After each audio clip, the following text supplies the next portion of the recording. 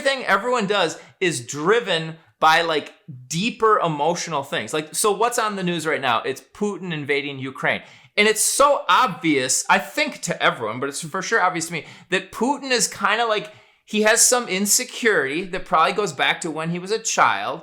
And he like feels like he wants to be the big guy on the block, and he's annoyed that the West isn't recognizing that. So he's like, fuck, and like, what stupid little Ukraine thinks they can like leave us? Like, bullshit, I'm going to show everyone and I'm going to go take them back. It's like it's like a childhood emotional dynamic that's driving Putin right now. And it's super obvious. Yeah. And if he could see that, then he might be able to like deal with his emotional things as opposed to start a war.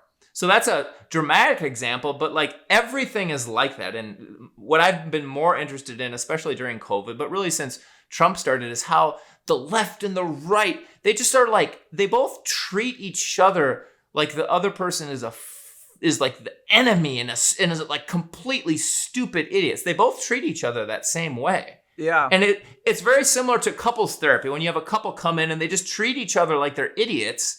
And you can see there's like emotional roots to both of their agendas. And if they can see their emotional roots and kind of have more emotional self-awareness and then compassion for the other person's emotional things, like you can actually make progress. But if not, then time to go to war. We now bring you Enter the Freud. So imagine there's two guys living in a cabin in the woods in the middle of nowhere, all right? And they wake up in the morning and they got no food, so they're like, all right, we got to go get food for the day, otherwise we're going to starve to death. So they both go out, spend all day, they come back at night. One dude has a bunch of food, the other dude has no food, right? What's the right thing to do in this moment? This is the thought experiment right there. What's the right thing to do? And there's only one right answer, and I think very few people would get the right answer. And let me explain why I believe that. Is because the right answer is, I have no idea what the right thing to do is. I don't know what the context is. I need way more information about what happened during the day. That's the only right answer. But for some reason, no one ever comes to that answer. One people would be like, the dude should share the food because it's not fair for the other guy. He doesn't have food. The guy has food. He should share it. And the other person would be like, no way, man. The guy who had the food, like, he went out and worked his ass and he was good at getting the food. And the other person was a dumbass, so he shouldn't have to share it. And if he shares it, he's just going to be enabling the lazy person. And they'll fight about this thing. Yeah, exactly. And it's like, and both sides, when they're fighting about it, are making this horrible mistake of, they don't know the whole story. They don't have the data to make an argument.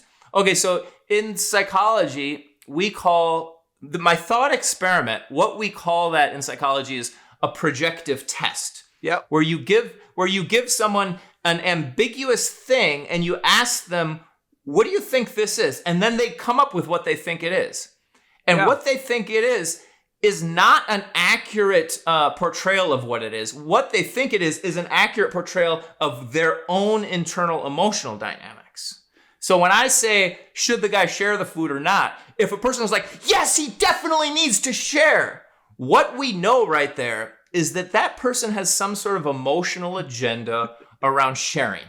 Yeah. And if I was in therapy with that person, we could figure out what their emotional agenda was. It would have something to do with their family dynamics when they were a kid, and maybe their dad, didn't share, and mom was hurt because dad didn't share, and then the kid, as a little kid, learns to be a really good sharer, and then that kid learned that sharing is the key to happiness. And so now when he sees a question like this one that I just posed, he knows the answers for sure the guy should share.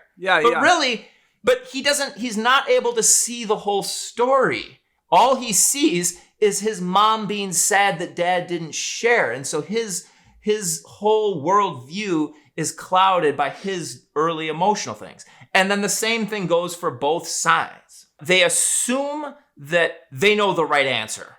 And they pick one answer and they jump to it and they think that's the right answer. And that's what people do in politics. It's like, I know that Democrats are good and Republicans are bad. Or I know the Republicans are good and Democrats are bad. They assume it and they jump to it and they cling to it and they have like this emotional attachment to it. Yeah.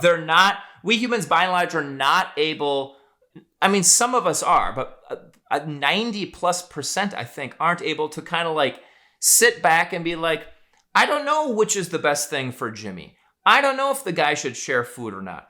I don't know if raising taxes or lowering taxes. I don't know if mandating vaccines or not mandating vaccines. I don't know. Whatever the thing is, most people can't sit back and defer judgment until they've gathered sufficiently enough data or looked through the studies or whatever. So we jump to conclusions, and we jump to conclusions based on our emotional programming from childhood. But it almost makes me question, the more information you get to make that decision, it's almost like people then believe, suppose that you're going to make a decision about one particular topic, and then you suppose it's vaccines. And so then you read like 15 studies on vaccine efficacy.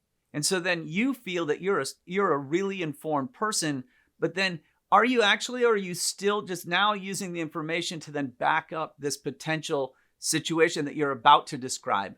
Well, totally. And that's what people do, is most people just go and find the data and find the info to back up what they're doing. And that's why what's important isn't just gathering more info. It's actually being able to shift your psychology away from this your personal biography, emotional charge bias, and try to move into a more genuinely, I use the term dialectical. And the dialectical is this idea that there's a yin and a yang for everything, whether to share the food or not share the food. And the dialectical worldview gets that each one has value, and you kind of have to understand the value for each one and then do your best to figure out, in this particular instant, is yin or is yang better? And actually, how could we try to get the value of yin and the value of yang both?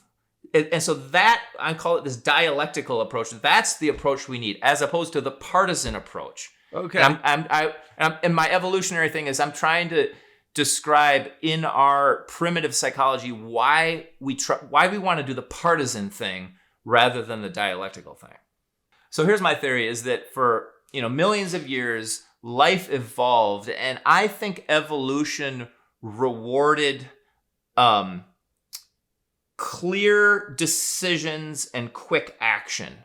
If you think of a rabbit sitting in the woods, if the rabbit quickly identifies a threat and bolts, or if the rabbit quickly identifies good things and stays, that rabbit's going to survive more. Yeah. Whereas if the rabbit sees a fox and the rabbit's like, okay, that fox is a threat, but it has really pretty ears and it's not so bad, and some other foxes like that rabbit's dead. Yeah.